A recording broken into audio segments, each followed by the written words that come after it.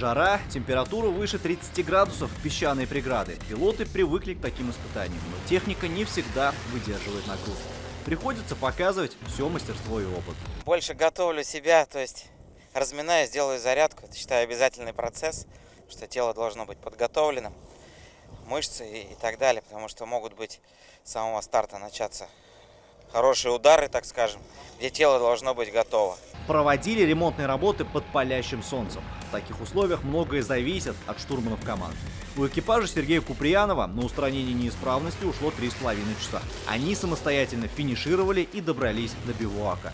Все было хорошо до тех пор, пока я не наступил на очередные грабли.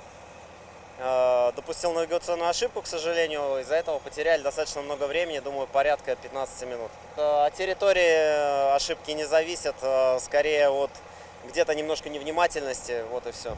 После 3 этапов в Астрахани участники 12-го международного ралли «Шелковый путь» взяли курс на юг в Грозный. Показатели 4-го этапа вошли в тройку самых продолжительных в «Шелковом пути».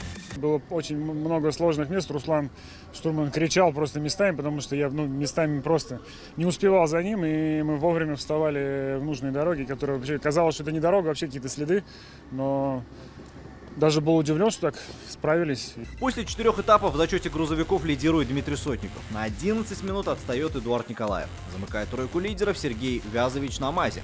На 5-м этапе участникам ралли «Шелковый путь» предстоит проехать 218-километровый кольцевой спецучасток. Алмаз Гафиатов, ТНВ, Грозный. Закажи рекламу на ТНВ. Телефон в Казани 5 705 100.